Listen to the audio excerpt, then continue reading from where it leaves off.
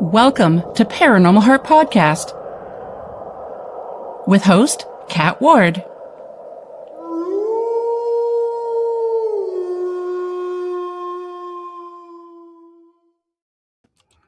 Welcome to Paranormal Heart Podcast, Paranormal Talk with Heart and Soul. Tonight's segment is pre-recorded, streaming on United Public Radio Network 107.7 New Orleans, 105.3 the Gulf Coast, YouTube, and any place you find your favorite podcast.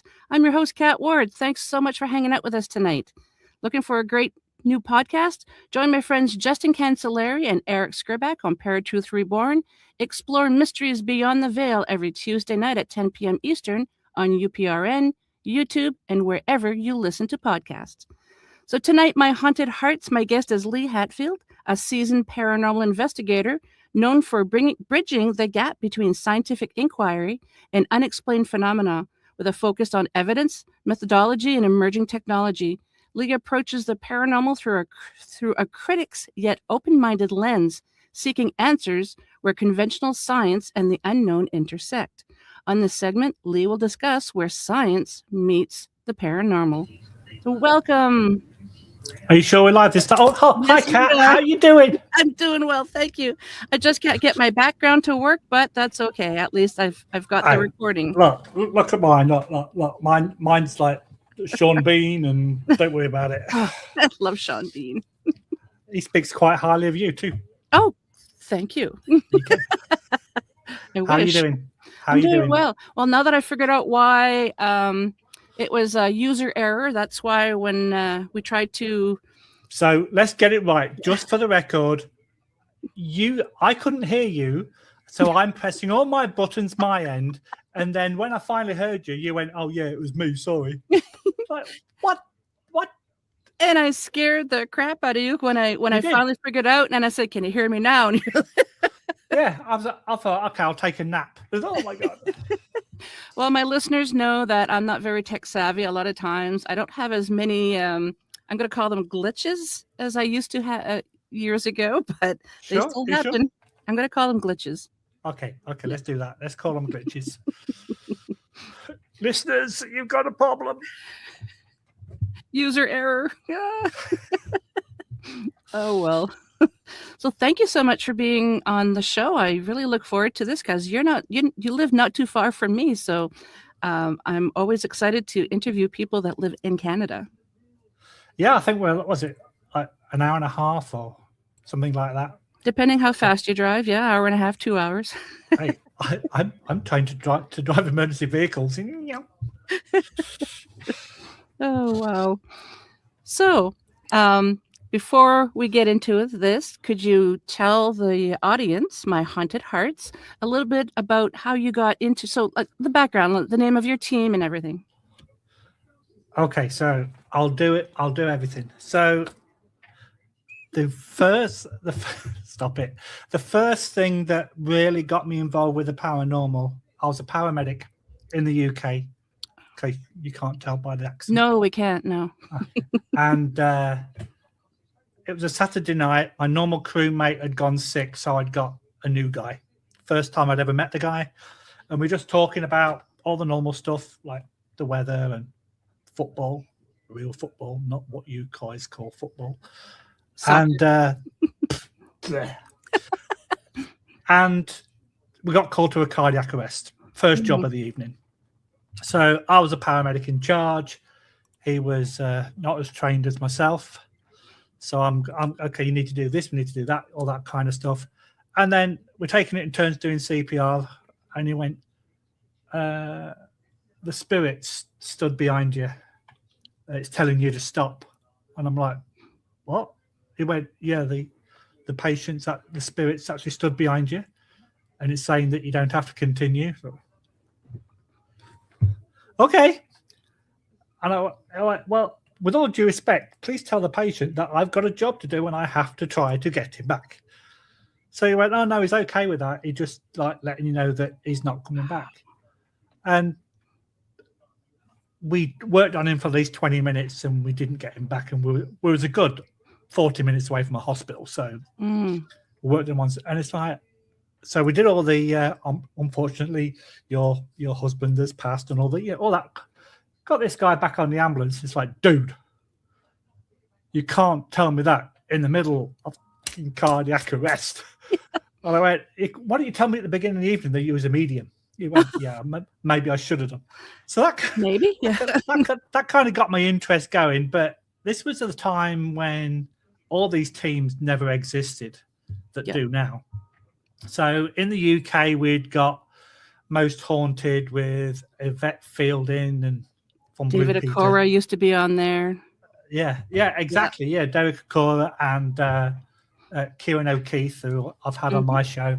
And we used to love it, but it got a bit tedious because it just seemed like as soon as the lights went out, it was like a scream fest and everyone used to scream and then, oh, something just been thrown. So you kind of took it with a pinch of salt. And then I married a Canadian who lives from where you're from. Yes. Somewhere that way. You have good taste, sir. Well, thanks. Yeah, that ceased apparently. So I moved to Canada in 2013. Didn't really. I'd always had a history. Already had a like interest in the paranormal and stuff like that, but you just kind of took a back seat. And then 2024. This is the kind of people that Kat is, because she lives from where my wife was born. We had a Valentine's Day investigation. So my wife bought me one ticket. One. What? Not two. One. So she sent me off to this investigation because she knew that I was into it. One ticket. That's all I'm saying.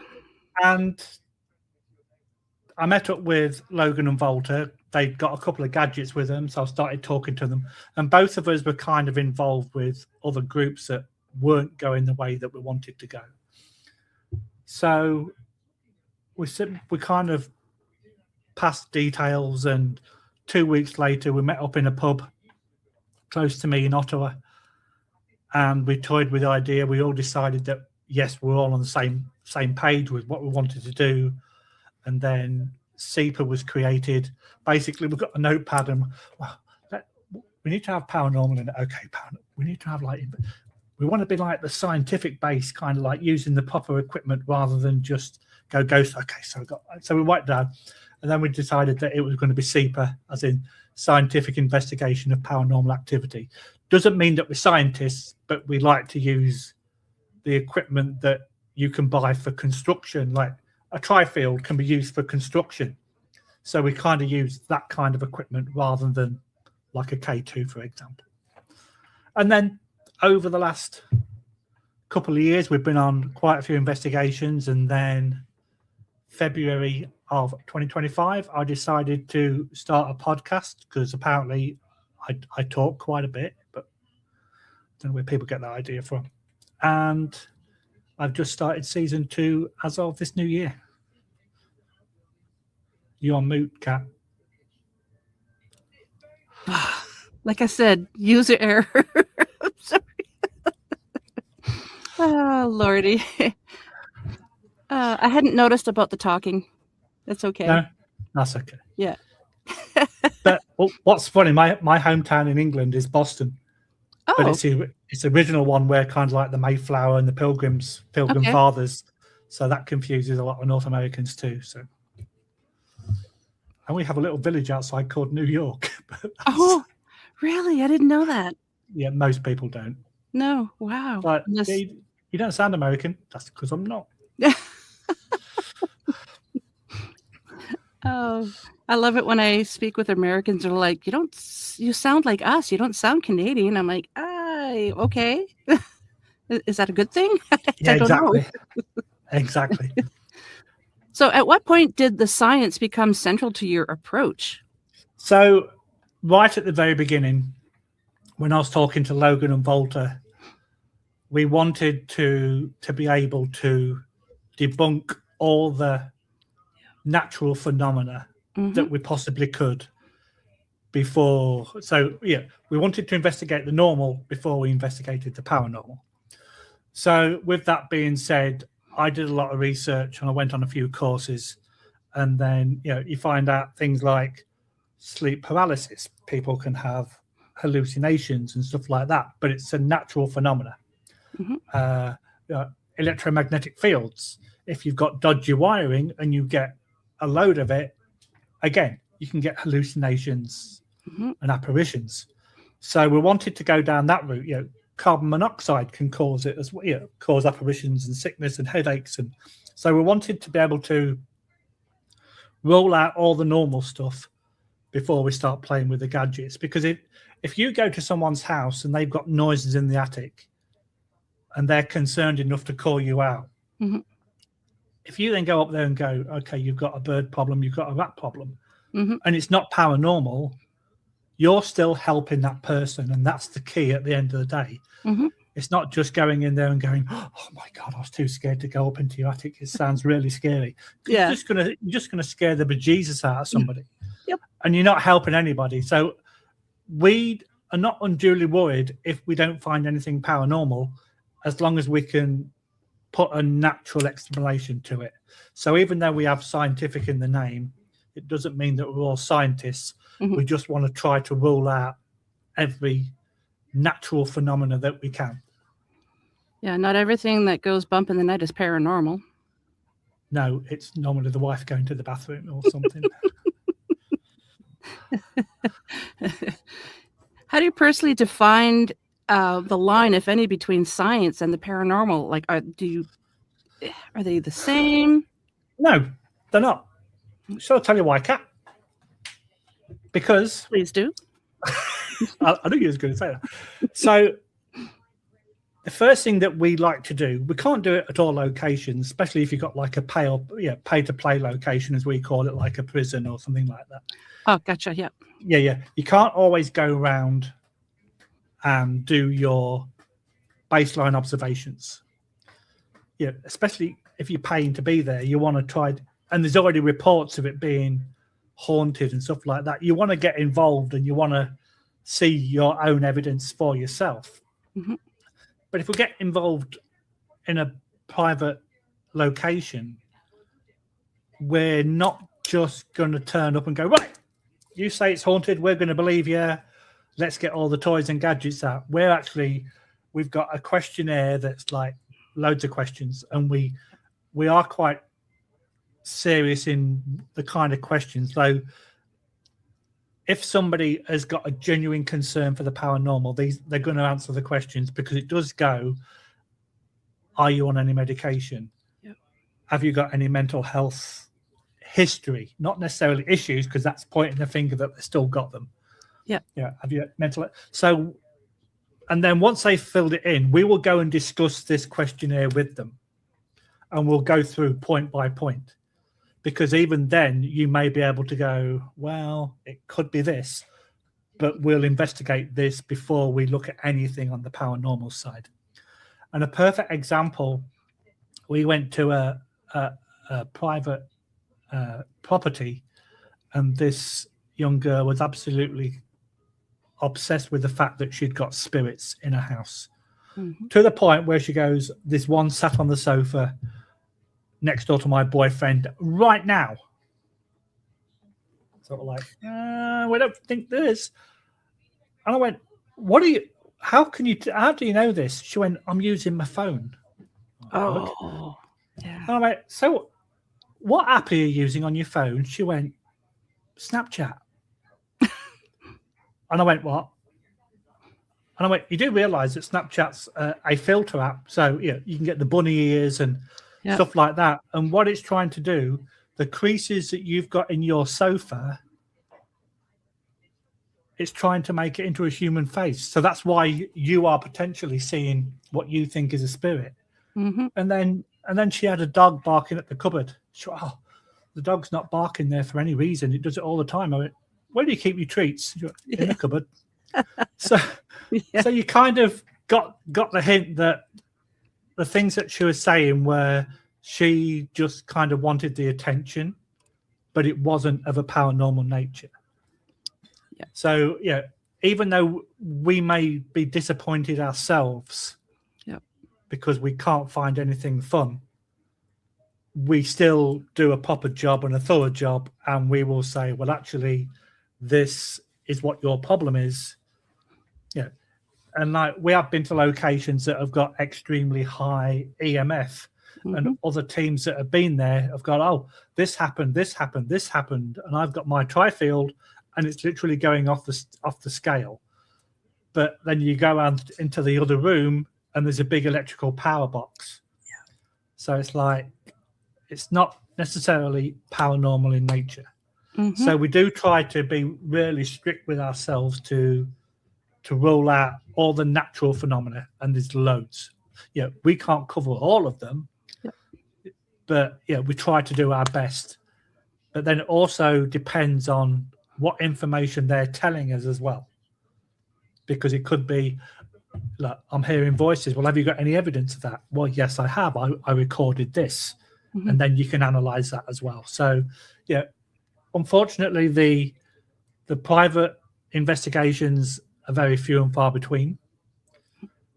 But so then we have to like iron out our skills at the public ones. But like I say, yeah, these locations are pay to play kind of things. So yeah, you just because I tell this to a lot of people, just because you're getting some kind of a reading on the equipment you're using doesn't necessarily mean it's paranormal. Figure out why is it doing that reading. Like you got to delve a little deeper. Exactly. That's one of the reasons why as soon as we do an investigation, we've got our base station. It will be right. Everybody either puts their phones on airplane mode or leaves them by the base station.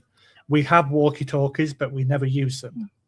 So we do try to rule out anything that we're doing that affects the investigation.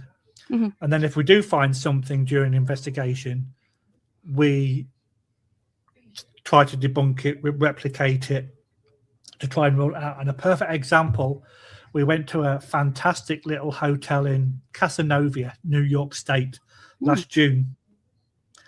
And we were setting up, there was 2 haunted bedrooms, and we basically booked them both. So we're setting up the tripods, and there's a TV in the corner on a wooden stand with double doors at the front. Just getting the tripods out, there's nowhere near nobody's within 2 or 3 feet of this cabinet, and the door creaks open. So we're looking at each other going like, okay, this place is haunted.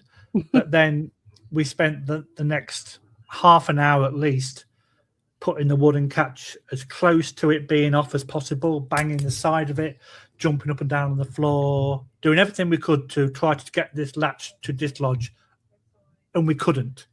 And we were talking like the minuscule amount of catch before it opens, and was hitting it really, and we couldn't get it to open again. So it's like, okay, ghosts 1, S.I.P.A 0.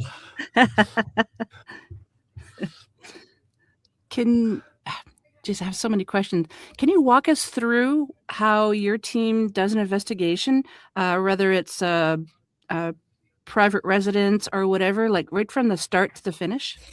Yeah, so there's 3 core members, me, Valter, and myself, and then we do have other team members as well. So while they are setting tripods up, and Logan's got a background in film. He works in the film industry. So while he's setting cameras up and tripods and getting the base station set up, so we know where the cameras are going to be and all the angles, I will literally walk around the property. I do my own thing. Sometimes I'll get another team member with me, and I will literally walk like from top to bottom with the tri-field. Yeah, I've also got a black mold detector as well. I've got a carbon monoxide detector. Really? Black mold detector? I didn't know that was a thing. Yeah, black mold can create hallucinations as well. Oh, definitely. Yeah, I have to write this down. Yeah, write that down, Kat. Oh, yes. You got a pen? Go. I do. Yes, thank you. Okay, great. Yeah, so we go around with those in our hands, and we'll literally like go from like one wall, and we'll cover the entire property. And then obviously then if we get a peak in EMF, we will make a note of where this peak is and how far away from the wall, for example. So, okay, after a foot, it drops by 50%. because you're getting constant readings on your tri-field. Mm-hmm. So we basically go around and we'll do base readings. And we've got thermometers. I've got not a FLIR, but I've literally got like I'm going to say a heat gun. Then I'm not a Martian, like a heat. Yeah. So we go around looking for hot spots and all that, and we literally like roll out as much as we can before we start, because and this is something that a lot of people don't take into account. A spirit level that a carpenter uses that's got the bubble. Oh, yes. I have one of those in my kit, because if you come up to me and go, oh yeah, this door creaks open by itself, the first thing I'm going to do is to plumb the door to see if it's level and if it's balanced, because if it's brilliant. And if it creaks open, and then if you've got creaky floors and stuff like that, don't put people laugh and joke about cat balls, but the way that we do it, we have a vibration sensor. Mm-hmm. We call it an earthquake sensor, but which basically it is. If anything moves, it will light up. Mm-hmm. So we put the cat ball on top of it and then put it somewhere that's not easily going to get kicked or anything like that. So if one goes off without the other, because both of them are vibration, then there's something to look at, because you're not going to get one going off without the other, because they're both, like as I said, they're both vibrations. So we do things like that to double like protect ourselves for anything that could be mistaken for rational phenomena. So if we had all the time in the world, I would spend a good couple of hours going around a building, because most buildings that we go to are 2 floors, mm-hmm. at least, if not more. Yep. So to go around the entire building is going to take a good few hours. But if you're paying to play, you've only got a set amount of time. So I will do a quick scan of the area, mm-hmm. and then because literally on your tri-field, you can just walk around, and if you see it flick, you just back up. Okay, there's something here. Mark it on a map. Because you take a notepad and pen with you, old school. Draw the room. Okay, there's something here that is picking up. So if we have something in this area, it could be related to the EMF. And so you get a rough idea of what you're dealing with. A little bit harder in places like prisons, because you've got thick walls and stuff like that. But you've still got a lot of electrical conduit and stuff like that. Mm-hmm. So potentially you could still get dodgy wiring. So even though jails are known to be really cool for investigating, mm-hmm. you still might be a natural phenomena. Could be. Have you ever because you wouldn't be able to do it at the pay for play locations, like you say, it would be more of a private residence. Have you ever asked the client if you can turn the power off to the entire house? We haven't been in that situation as of yet. Okay. But we kind of have our plan of action ready. So okay. If it's possible to turn the power off, by all means do it. Yep. But what you've also got to take into account in this day and age, modems and things like that are just going to reset themselves. You're in Canada, you get power outages all the time. Mm-hmm. But you just got to be careful of like fish tanks, freezers, stuff like that that's going to damage food, or like injure, and not injure, but affect wildlife, fish and stuff like that. So you've got to take that into account as well. But if you're in a location that you can switch the power off completely, fill your boots, go for it, because you're completely taking away any possible EMF and stuff like that. Yep. Do a base reading first, and then turn the power off, then do another reading and see what happens. Yeah. But it's quite funny how people always like to investigate in the dark. Yeah. But there's just as many paranormal instances in daytime than what there is at night. People just do it because it's spooky and it's cool. But you don't have to investigate in the dark.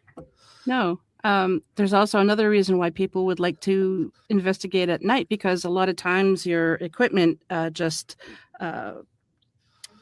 it has its own light source inside, so it might be easier if it's dark. Yeah. It's quieter, But yeah, we've had clients before that they've had activity during the daytime. Why go at night? The activity usually happens in the daytime. So, yeah. And one of the main reasons why people go at nighttime, it's quieter. Yep. Not as many people about, less traffic. A lot of the normal stuff that would be there in the day-to-day, like computers, stuff like that, would be switched off. Okay, your air conditioning, maybe you could switch that off for a couple of hours, as long as it's not in the summer and it's not 40 degrees. Yeah. But all the opposite, where it's like in the middle of winter, because hi, Canada, where it's like it gets cold. It could be minus 40 Celsius. Yeah, exactly. So you've got to take that into account as well. Yeah. So there are possibilities where you can turn the power off. However, you've got to judge your bets to what's the best practice, really. You could get your long johns out and investigate with the furnace shut off in the wintertime. Yeah, exactly. Yeah. three pairs of long johns, and I'd say use a snowsuit, but those are very, very loud when you move. Yeah. There it is. It's a ghost. Yeah. No, it's not. It's Lee walking around the corner. Yeah. So, Lee, do you see the paranormal as something outside science, or simply ahead of what science can currently explain? So, in other words, they haven't caught up to each other yet. That. So I did some courses when I first started, because I'm one of these people that I need to know everything. Mm-hmm. And I'm not being nosy.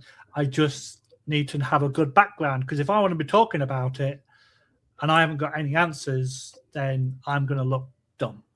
So I went on ghosts and hauntings courses. I went on a poltergeist course. I went on an introduction to demonology. I did a cryptids course, and I now actually teach a course for a company in Halifax, your neck of the woods, on paranormal equipment. But I'm really truthful about it. This is good, however, as long as you use it correctly. But I do believe, because people say that parapsychology and it's a pseudoscience. Yeah. But it just means that they haven't been able to develop it enough to use it correctly yet. And for people that don't understand what I mean, if these scientists are saying that there's no such thing as ghosts, how come there are so many examples of people encountering visions, feeling sensations and stuff like that? You could be smelling roses in the middle of winter when there's no flowers nearby, nobody's got any perfume on, but it used to be like a florist or something like that. And so okay, explain that. I was at a location a few weeks ago and I felt the sensation of having my hand grabbed, but my immediate reaction was, it was cobwebs. But I was actually in a slanted part of the roof where you've got the cut off for the window, and I'm actually stood in there. So if it had been a cobweb, my shoulder or my arm or my head would have taken the cobweb out, plus the fact my hand was hanging out my pocket, so it was close to my body. So for me to actually get the sensation that my hand was grabbed, okay, explain that, Mr. Scientist. And they'll come up with, well, it could be this, it could be that, it could be the other. Yeah, it could be, but it also could be a ghost. Yeah. Let's be honest with this. Yeah, we're not saying that they do or they do not exist. And don't even get me started on some of these TV shows where they go, oh, yeah, that door just opened. Okay, what's behind the door? And you never see what's behind the door.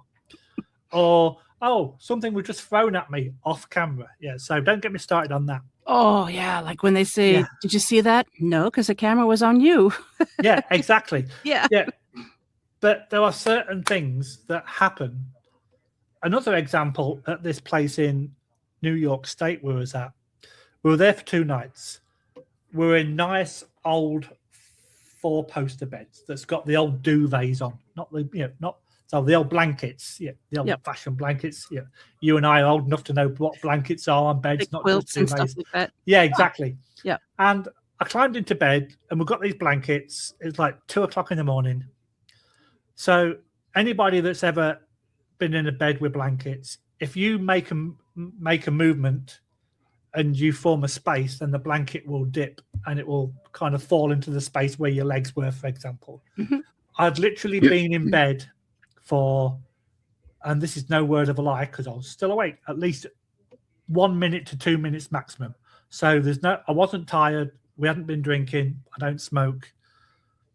I was still awake because I was still getting comfy in bed. Mm-hmm. And I closed my eyes, and I always kind of start on my left side, and then when I'm comfortable, so I was still on my left side, and I felt a sensation, a really heavy sensation that somebody had sat on the bed, and my feet hadn't been to the left-hand corner of the bed because I was in the center of it. Mm-hmm.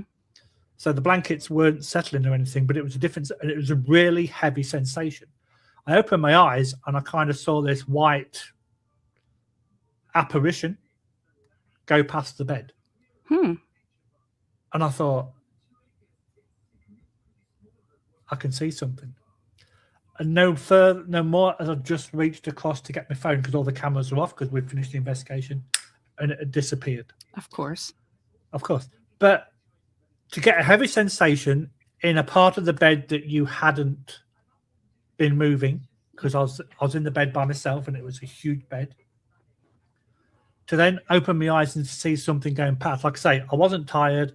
I hadn't been dreaming because it was literally 1 or 2 minutes after I got into bed. Mm-hmm. So again, like, what was it? Something wanted to tuck you in. Yeah, exactly. Yeah. and that's the thing. You've got to, going back to what we were saying, they've got to be able to explain everything black and white. Okay, this cup is now floating in the air, but my hand's on top of it. But if it floated by itself, okay, Mr. Scientist, explain that. Yeah. And sometimes you see things moving that can't possibly move without human intervention, but the camera's been on it for the entire time and nothing has touched it. Mm-hmm. So, yes, they can't prove anything unless they've got the evidence. And it's the evidence that's the problem, because you can experience something. I've told you about a couple of experiences that I've had, but they are personal experiences. Only I had my hand touched, or what I felt a sensation of my hand being touched. My colleague, who was 6 foot away, a few minutes later got his head touched. And as we're both on camera, you can kind of, the guy at the base station was watching us and he went, no, I saw you both at different times. Yeah. So you obviously felt something that wasn't there at the time. So what was it? Mm-hmm. So I like putting these some of these scientists to the test. One of my friends is a parapsychologist and he tries to debunk stuff. I'm like, no, give me an answer. I can't. No, give me an answer. And I did that with Kieran O'Keefe. It's sort of like, Kieran, give me an answer. And he went, I can't give you an answer. I went, so what are you putting it down as? He went, unexplained, because I can't give you an answer.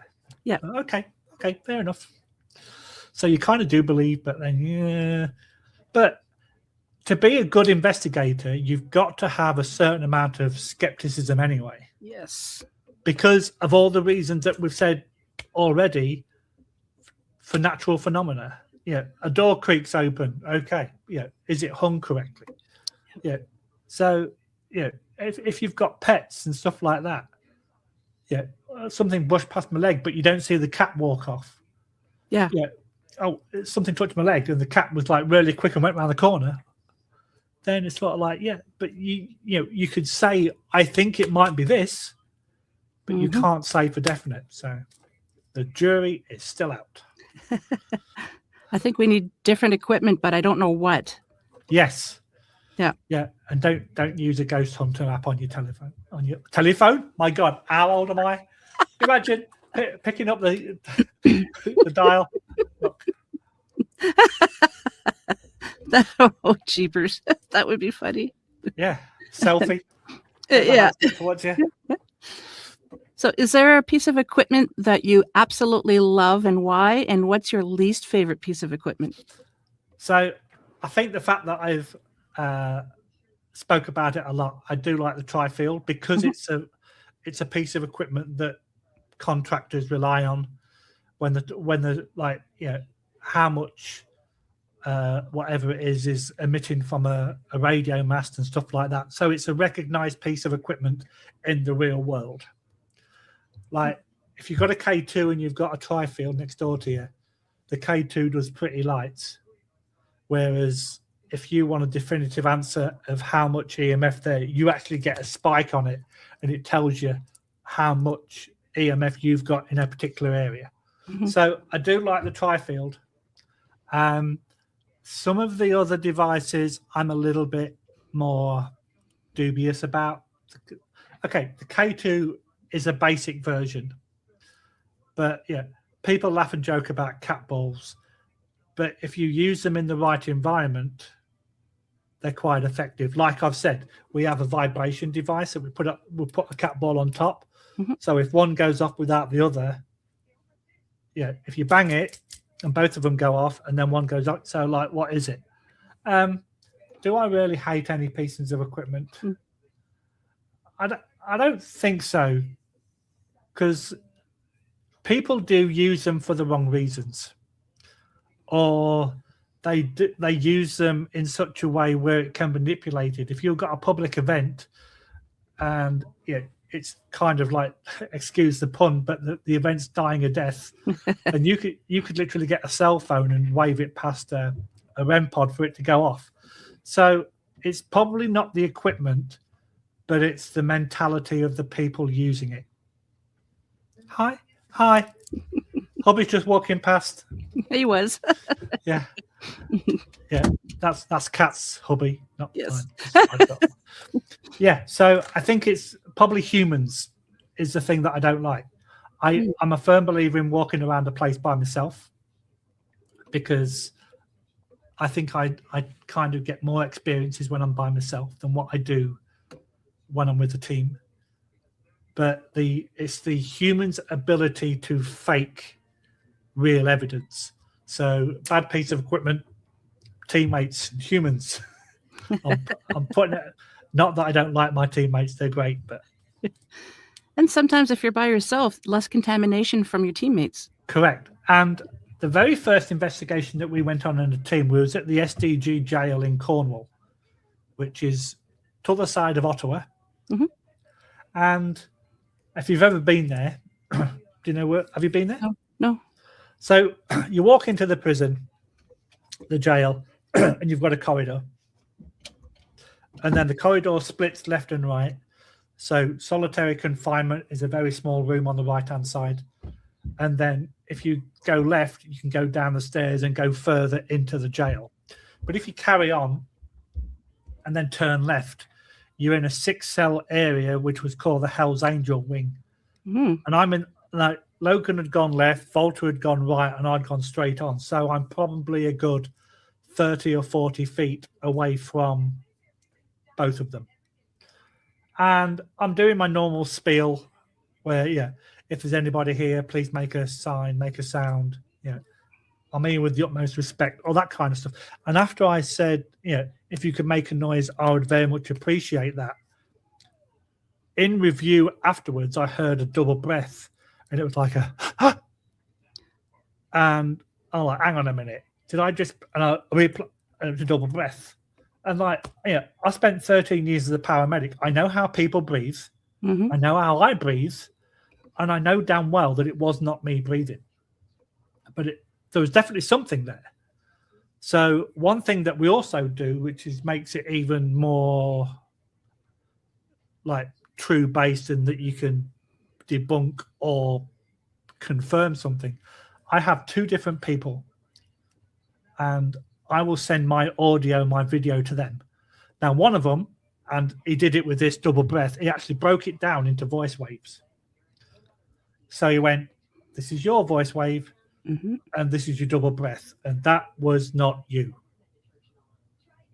And then I sent it to my other buddy, and like he proved that the audio hadn't been tampered with, it hadn't been added, all that kind of stuff. So nobody can say what it was or what it wasn't. We don't say that it's a cracking EVP, but we put it on the unexplained pile. We're not saying something's haunted or this. Yeah, it's good evidence. It's unexplained because we cannot. And like I've had experts look at this recording and they can't explain it, so it's unexplained. Yep. What do you think mainstream science misunderstands most about paranormal research? Asking me all these big questions. You do realize I've been to work today. I'm tired. My brain's been working all day. So it's not necessarily mainstream science, but like mainstream TV and stuff like that. I'm going to say it, and it's going to bug me to say it. Not everything is a frigging demon. Yeah. Right. Stop using the D word. But there's a lot of stuff that science does not know. Like, for example, completely random fact. Yeah, we haven't investigated like 3/4 of the oceans, for example. Yeah. So there's a lot of that. If the technology has not been invented yet, there's no way that we can prove what we're looking for when a lot of people think it doesn't exist. Yep. And if you've got a scientific mind, you're going to be as skeptic as hell. You've got an academical mind, you're going to be as skeptic as hell. Until you get that one experience that you cannot explain.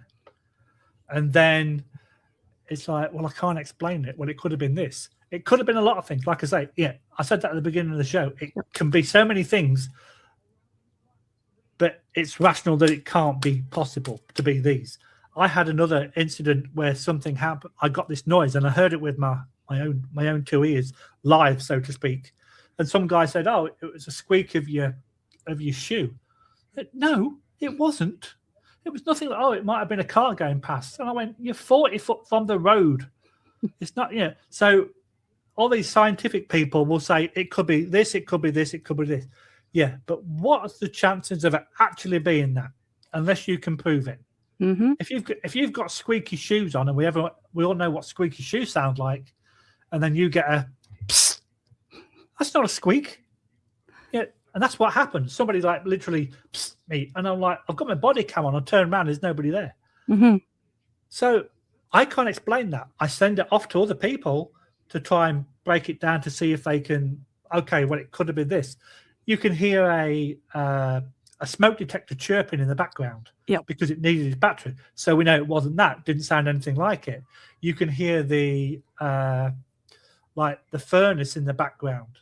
Again, it sounded nothing like it, and furnaces don't go psst every now and then. So if they did, something's really wrong. Exactly. So you're not going to put these kind of things on this thing and go, okay, well, it could be that. Well, okay. Have you ever known a furnace to do that? Well, no. Well, it's not that then, is it? Yeah. Have you ever known a car to do that? Maybe if a car's got a puncture in the tire, but you'd have to be right up close to it.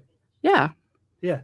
And it would be a constant psst of air escaping. Wouldn't just be one. Yeah. So, yeah, science has got a lot to learn, but then we've also got to stop putting all this fake crap on TV and on YouTube as well. I know. Because people that are really interested in it, and like there's so many Facebook pages where it's go, look at this picture. What do you see? Nothing.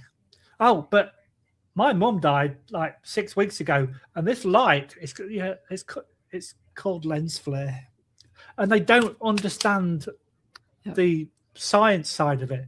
That you can have so many different things that will happen with a camera that are part of the camera's like normal settings or something that will cause different things to happen in pictures or in video or even on audio. you could brush past something and you hear a sound, but if you can rationally explore, well, that sounds like I was brushed past the table. And when I had that psst noise, you literally see me walking past the table a couple of times to try to replicate it. But then it's like, well, it didn't sound like I brushed past a table or a chair. Yep. So what was it? And you can't explain it. But I do have a really cool theory that I like telling people, changing the subject just a little bit. Sure. So if there's a demon in a room, what is the most common thing that happens to people if demons exist? They get scratched. Oh, yes, yes. And they always say it's demonic. Right. Lee's going to give you a theory. And I love this theory. I can't wait to hear it. Other people love this theory as well. And I've actually had it, some scientific people are like, I love this theory. So if one of us is deceased and we know each other when we were both alive, and the deceased person tries to call the other person by their name, you're not going to hear them, hopefully. Well, you might do, but mostly you're not going to hear them. So the natural thing to do in real life is to shout louder.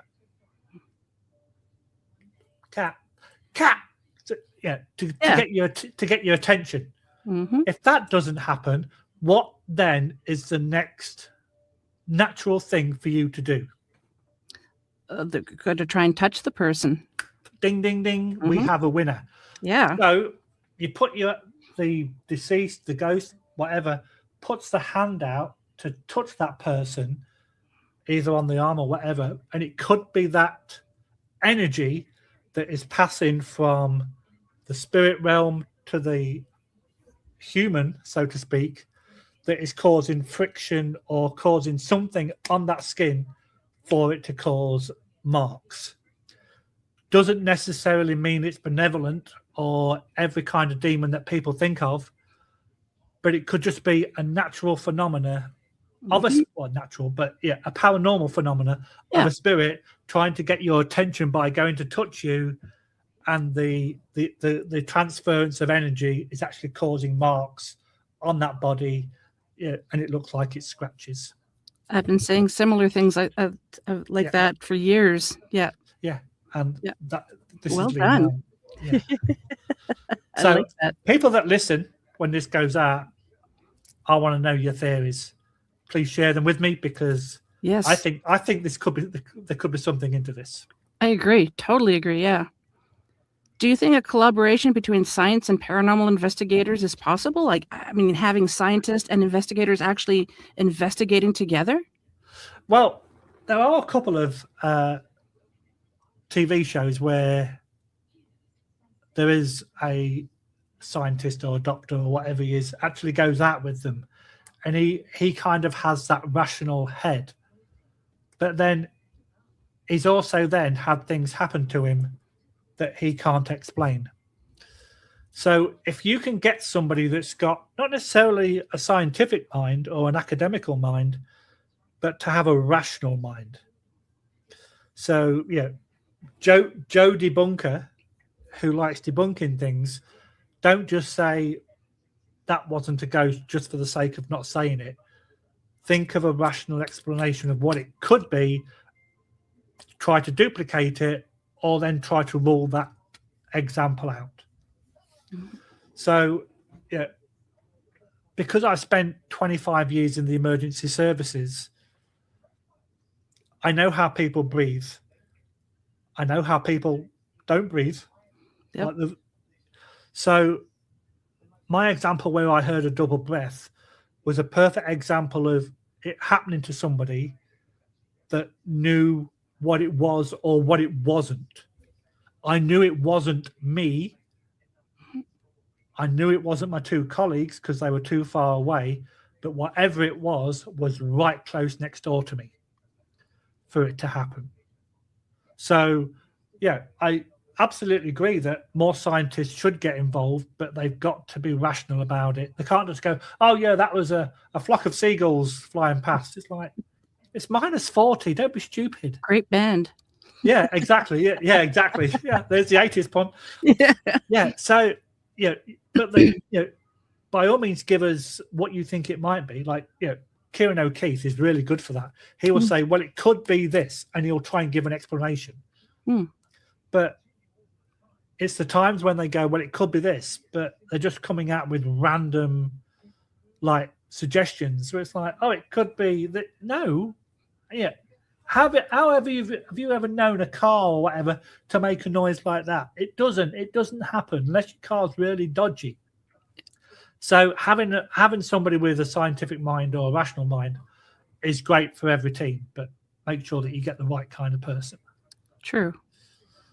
What questions do you think more people would ask about the paranormal? Is there anybody there?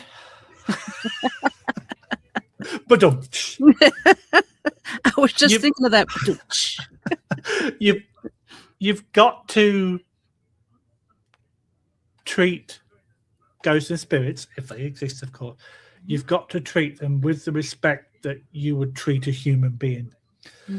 Don't just go, is there anybody there? I'd like to communicate. All this kind of stuff. Try and have a normal conversation with them.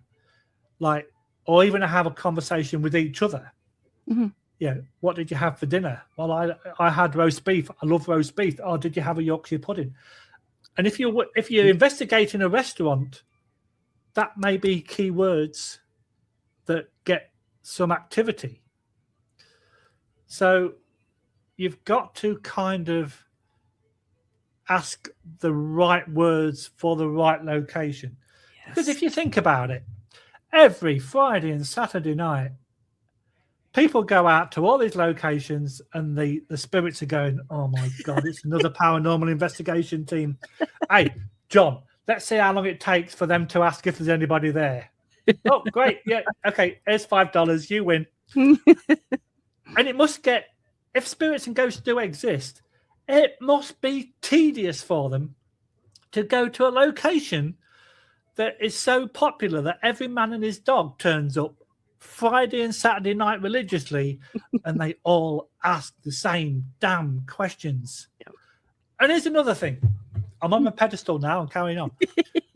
When you go on an investigation, do you do one area for 15 minutes and then you go to another area, and then if it's active, another part of your team will go and try and see if they get some activity?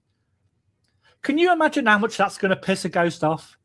You start talking to somebody and they go, oh, I like these people. They're being friendly. They're being courteous. And then somebody else comes, right, the last team got something. I want you people to perform for me. They're not performing monkeys. So that's what you've also got to realize as well. Some people may think I'm crazy coming out, but it's truth facts. I agree. Yeah. Treat the spirits like they're real human beings, because potentially one day in the past they were. Yep. So say thank you for coming to their property, because it's their home. Say, comment on how nice the property is. Talk about the weather if it's cold outside, because if they're local, they will have experienced warm and cold weather as well. Yep. But don't just ask the same boring questions. Because if I'm a ghost and somebody starts asking me that, I'm going to go, right, I know where that expensive camera is. I'm going to go and knock it off the table. Yep. Until you start having a conversation with me. Or if there's a digital recorder that just erase everything. Yes, exactly. I'm gonna drain that recorder now. Yeah. Last question. What advice would you give to investigators trying to take a more scientific approach? Do your research, but not for the location. Do your research in what you are trying to achieve.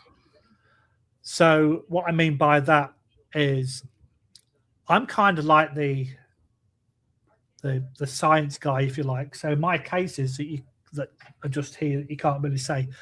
I've got my trifield in it. I've got my black mold. I've got like carbon monoxide.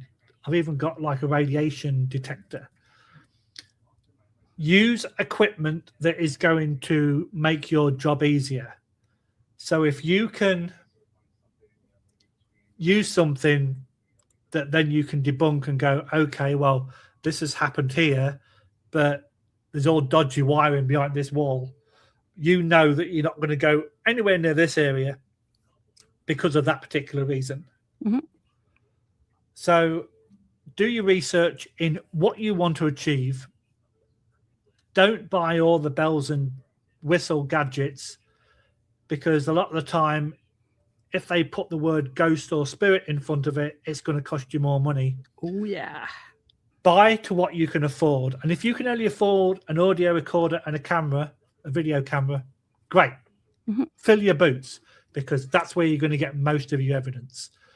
All these gadgets, the REM pods, the cat balls, and all these kind of things can be manipulated by normal everyday items, radios, cell phones, TVs, microwaves. So try to stay away from the bells and whistles and just use logical equipment. Back in the day, people had pen and paper and they wrote things down. Yeah. So think about the basics before you start going all shiny and gleamy and like, oh, this makes a pretty noise. Because yes, they can be good in the right environment, but people will buy them just for the sake of buying them and go, look, I've got this. And if you do this, it goes off. Okay. But what does the lights, different lights mean? Well, I don't know. I've not looked at it. And a typical thing for a REM pod is the different lights will go off depending on how close it is. So you know how close a particular entity, object, spirit, whatever is. Mm-hmm. But learn about it. Don't just buy the equipment to make yourself look good. It's like having the paramedic with all different pouches around and he's just come out of training school. Mm-hmm. What's that for? I don't know. I just thought it would look good. Learn about your equipment. If you buy a video camera, learn it inside out. I bought a new video camera and I did not realize it had an extra mic on top that I had to change the settings. Oh. So the first investigation I went on was dead silent on the footage because I had to go into the settings to turn the external mic on. Make sure you know how to use your equipment. Yep. Also, look into how your equipment can fail and learn, if you're going to be taking stills and stuff like that, learn what lens flare is, learn what orbs can be, bugs or dust or what, dust reflection. Learn all that, and then you're going to be a much better investigator than somebody who just goes in it for shits and giggles. And invest in battery companies. Yes, absolutely. 100%. Yeah. Well, Lee, thank you so very much. I really enjoyed this. It was great to talk to you. Could you tell the audience where they can find you? Yeah. Well, I mean, other than in your chair. Oh, okay. Oh, I thought you wanted my home address then. So, please send me stuff. Yeah. So, S.I.P.A Canada, S.I.P.A S.I.P.A. Canada is on YouTube. We are on Facebook. We are on TikTok, and we are on Instagram. And if you type in S.I.P.A Paranormal Chronicles with all the dots, you will find the website for the podcast. And we also launch them on YouTube every week and on all your favorite podcast locations. No. Well, thank you again, sir. Hang tight if you don't mind. I'll say my farewells to the audience. Hang tight. Okay. Kat, it's been a pleasure. Thank you very much. It's my pleasure. Thank you. Okay, bye-bye. So a huge thank you to my special guest, Lee Hatfield, tonight, and to you, my wonderful haunted hearts, for tuning in. I really appreciate you. I also want to thank UPRN 107.7 New Orleans and 105.3 the Gulf Coast for carrying the show. If you enjoyed tonight's episode, please like, subscribe, share, and comment. It truly means the world to me. And if you'd like to be on the show, have guest topics or ideas, or just want to say hello, drop me an email at paranormalheart13@gmail.com. Until we meet again, take care of yourselves and each other. Much love to you all.